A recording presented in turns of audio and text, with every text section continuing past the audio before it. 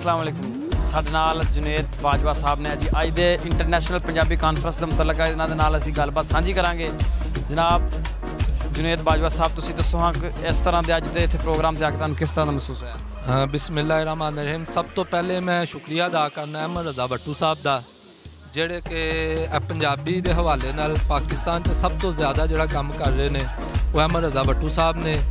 उस तो इलावा रहमानी न्यूज़ वालों का शुक्रिया अदा करना कि जोड़े आए हैं पंजाबी इंटरनेशनल कानफ्रेंस में कवरेज दे रहे हैं। उस तो इलावा इरफान भिंडर साहब जोड़े वड्डे भाई ने जट फेडरेशन के सदर ने उन्होंने माशाअल्लाह डेरा जट्टां दा आबाद किया इत्थे आके कज़ाफी स्टेडियम लाहौर।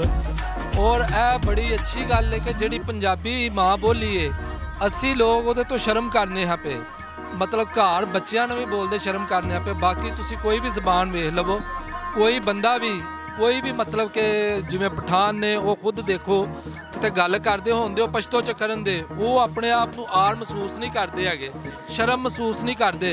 असी सिर्फ पंजाबी हाँ जोड़े असीं शर्म महसूस कर रहे हैं कि पंजाबी बोलते हैं।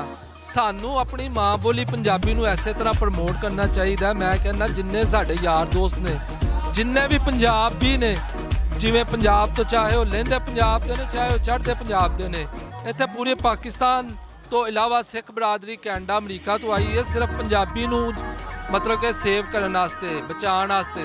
तो मैं अपने सारे पंजाबी भरावां नूं कहना वा कि मिल के करो। और सब तो वड्डी गल एक अंग्रेज़ है चवलपुना कर गया है, पग्गां पवा के ते 5 स्टार होटलों के बाहर बहरे खिलारे ने।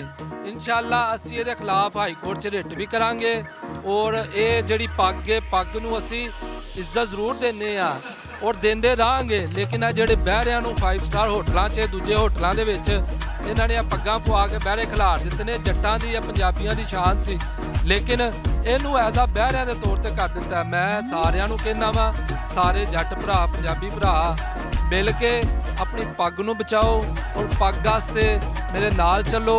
असी हाई कोर्ट ते पंजाब गौरमेंट नूं भी रिट देंगे और हाई कोर्ट ते भी रिट करांगे कि पंजाबी दी पग इनू सेव करो। शुक्रिया जी, शुक्रिया।